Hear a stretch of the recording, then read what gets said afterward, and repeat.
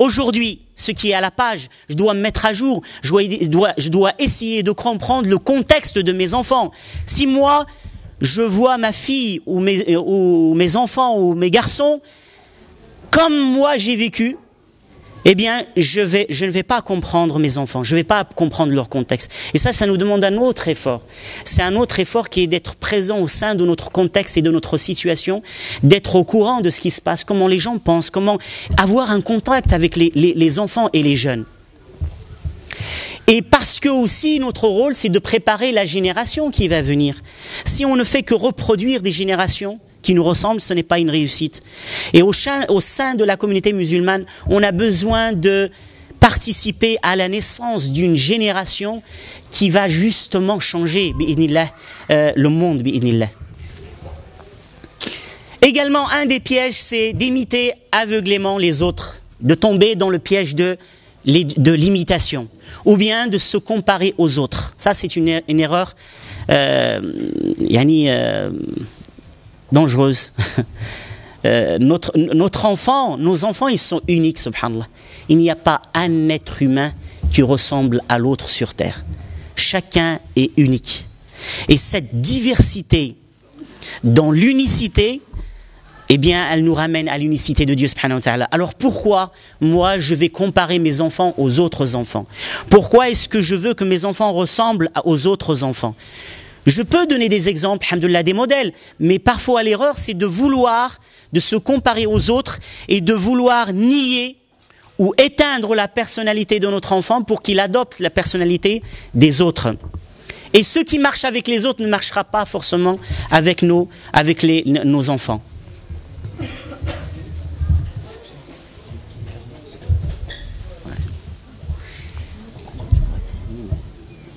Je fais un quart d'heure après.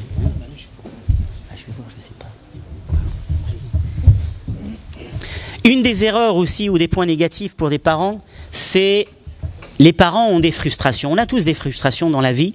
Et souvent ces frustrations, on veut les rattraper sur nos enfants, par nos enfants.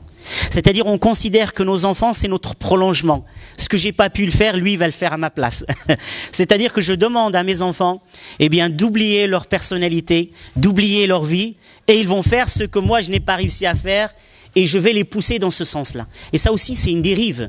C'est une dérive et ça se retourne souvent contre nous. Souvent des parents qui ont toujours rêvé de faire, par exemple, de devenir, je sais pas, devenir avocat ou ingénieur, et il n'a pas pu le faire. Tu vas devenir avocat ou tu seras ingénieur ou je ne sais quoi. Tu dois le laisser choisir. Tu dois le laisser, lui, diriger sa vie. Toi, tu es un accompagnateur. Tu dois être un compagnon. Tu ne dois pas être quelqu'un qui vit ce que tu as manqué dans ta vie par la vie de ton enfant. Donc, on peut conseiller, mais jamais forcer notre enfant. Il doit être, lui, le maître de ses décisions et de ses choix. Nous, on est là pour le conseiller. On peut essayer même de le convaincre, que quelque chose est bien, mais en fin de compte, c'est lui qui doit prendre sa décision et son choix et l'assumer bi'inillah. Et les enfants ont leur propre personnalité, et ça, il faut la respecter. Et le prophète sallallahu alayhi wa sallam, pourquoi est-ce qu'il était aimé des enfants? Parce qu'il les respectait. Tout simplement. Un enfant aime une personne parce qu'il le respecte et il lui donne son droit comme une personne adulte. Le prophète sallallahu alayhi wa sallam, il ne faisait pas de distinction. Un être, c'est un être. Une personne, c'est une personne. C'est pas parce que c'est un enfant qu'on peut le dénigrer ou l'ignorer. Le prophète sallallahu alayhi wa sallam, quand il marchait avec ses compagnons, dès qu'il était, subhanallah, il marchait comme un prophète, comme le prophète sallallahu alayhi wa sallam, il y a un sérieux avec ses compagnons. Et dès qu'il voit un groupe d'enfants, il oublie les compagnons et il se met à courir au milieu des enfants et il essaye de les rattraper. Il leur donne du temps, il leur donne de l'amour, il leur donne de l'attention, il leur donne aussi de l'importance. Des enfants sont venus prêter allégeance au prophète, ils avaient 7 ans. Et ils ont voulu prêter allégeance au prophète sallallahu alayhi wa sallam. Le prophète leur a pas dit, alors que juridiquement, l'allégeance d'un enfant, c'est juridiquement, au niveau de la jurisprudence, il faut être un adulte. Le prophète sallallahu alayhi wa sallam, il a vu Abdullah ibn Zubayr avec tous les enfants de Médine, et lui il avait 7 ans à leur tête, ils sont rentrés, il lui a dit à Abdullah, qu'est-ce que tu viens faire? Il lui a dit, ya Rasulallah, nos parents t'ont prêté allégeance, et nous aussi on est venus te prêter allégeance. Et là le prophète lui a dit, il lui a tendu la main, il lui a dit, tape ici. Et les uns après les autres ont commencé à prêter allégeance au prophète sallallahu alayhi wa sallam. Une des erreurs aussi des parents, c'est le perfectionnisme. Soit c'est un laxisme, c'est-à-dire on abandonne ses enfants, il n'y a aucune éducation, aucune responsabilité, aucun effort. Soit on tombe dans l'exagération, dans le perfectionnisme, c'est-à-dire que on veut à tout prix que nos enfants deviennent ou atteignent certaines choses ou une certaine éducation.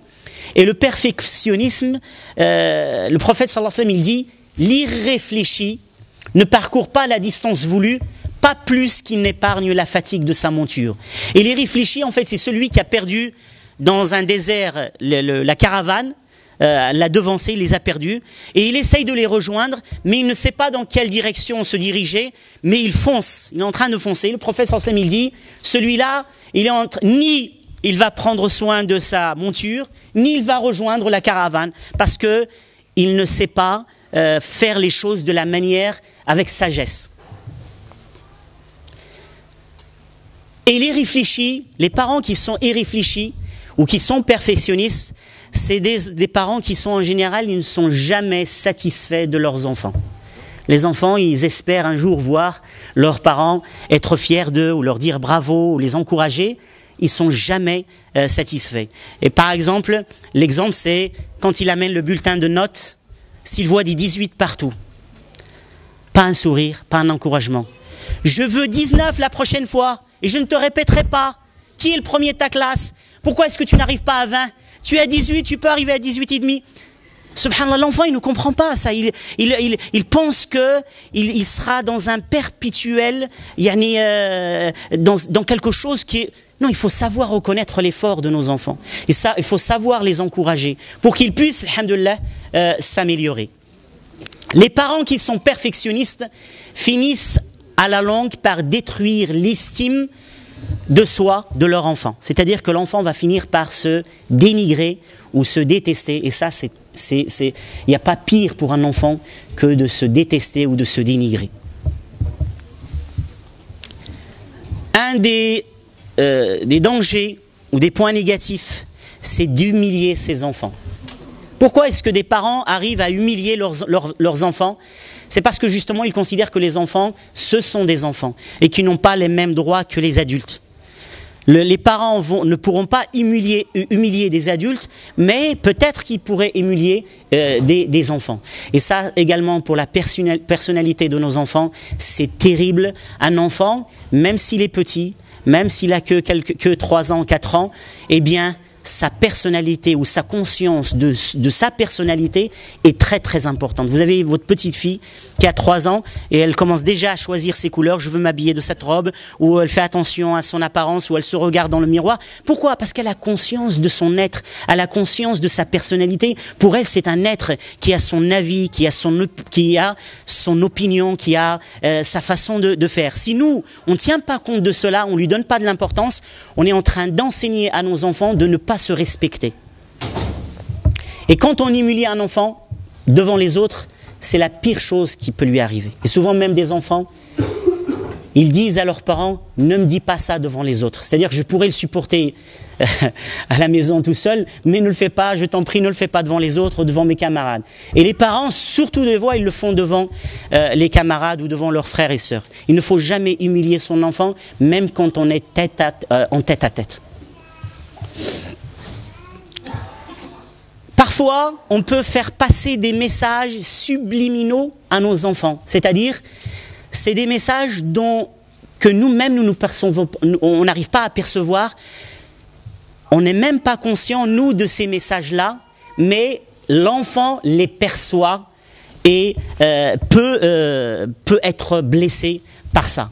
Par exemple, un enfant qui casse un verre ou qui casse une assiette, quelle est la réaction des parents en général? L'assiette est cassée ou un verre, on pousse un cri, on fait malheur, je l'ai acheté tant, ou je viens juste de l'acheter, etc. L'enfant commence à trembler, il a peur, alors que la réaction islamique, c'est quoi? C'est quoi la réaction islamique? C'est Qaddarallahu ma sha'a fa'al. Qui le fait ça? Ça veut dire quoi? Alhamdulillah, c'était son destin, son heure est arrivée, c'est pas grave. L'enfant, quand on crie dessus, et même on peut le punir parce qu'il a cassé un verre ou une assiette, quel est le message subliminal qu'on lui transmet? On est en train de lui dire qu'on est des matérialistes, que le verre ou l'assiette qu'il a cassé est plus important que lui, et qu'il va grandir avec cette idée matérialiste que les choses ont une valeur. Alors que si on lui dit, c'est pas grave, c'est juste un objet, tu es pas blessé mon chéri, ça va, tu vas bien, alhamdoulilah, ne t'inquiète pas, il va grandir avec un détachement des choses, de l'argent, et ce sera quelqu'un de généreux, ce sera quelqu'un qui sera solidaire des autres, ça sera quelqu'un qui va savoir que par rapport aux choses, eh bien lui il a une place importante. Entre l'être et l'avoir, nous on ne choisit pas. Je veux dire, on choisit, alhamdoulilah, bien sûr l'être, il n'y a pas de... Parfois également, vous avez une petite fille ou un petit garçon, lorsqu'ils sont à la maternelle, par exemple, ils dessinent beaucoup. Et le cadeau qu'ils peuvent faire à leur maman ou à leur papa, c'est un joli dessin. Et vous avez cette petite fille ou ce petit garçon de 3 à 4 ans qui va s'enfermer dans sa chambre et pendant presque 1 heure va dessiner, changer de couleur, faire attention de ne pas déborder, de dessiner une maison, de dessiner des fleurs, etc. Et il le dessine avec un cœur plein d'amour parce que c'est pour son père ou pour sa mère. Et pour lui, c'est un chef-d'œuvre parce qu'il a mis du temps à son échelle relativement, c'est un travail colossal. Et quand il a terminé, souvent il est assis dans une position soit à plat ventre, soit... Et il vient avec ce dessin, son père ou sa mère est en train de regarder la télé ou occupé, et il arrive, papa, tiens, je t'ai fait ça. Tout à l'heure, s'il te plaît, laisse-moi, je suis occupé. Ou bien s'il le prend, il regarde, c'est bien, allez, va dans ta chambre, va finir. Ce message, quel est le message que l'on fait passer? Le message subliminal qu'on transmet à notre enfant, c'est que ton travail n'a aucune importance pour moi. C'est que ton travail n'a aucune valeur à mes yeux. C'est que tes efforts que tu as faits, pour moi, ce n'est pas grand-chose. Et voire pire, vous avez des fois des enfants qui donnent leur dessin à leurs parents et après, ils retrouvent ce dessin déchiré dans la poubelle. Et l'enfant mesquine, le cœur brisé, il ne va rien montrer. Mais dans son cœur, qu'est-ce qui se passe? Il va dire que moi, chez mes parents, je n'ai pas de valeur. Mon travail n'a pas de valeur. Après, on s'étonne qu'à l'école, il ne travaille pas bien ou qu'il n'est pas encouragé à faire des choses. Alors il aurait fallu juste un comportement très très simple.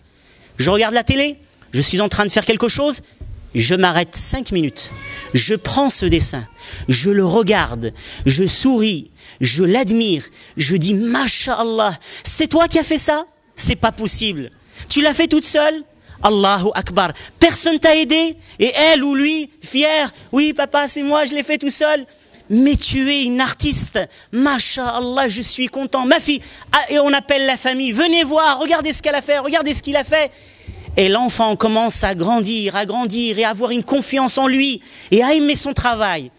Et allez, on va acheter un cadre et on va afficher ça dans le salon. Et là, c'est encore, Masha'Allah. Qu'est-ce que va faire cet enfant? Cet enfant, il va dire, je vais t'en refaire un deuxième et je vais le faire maintenant. Si vous faites la même chose pour ces études,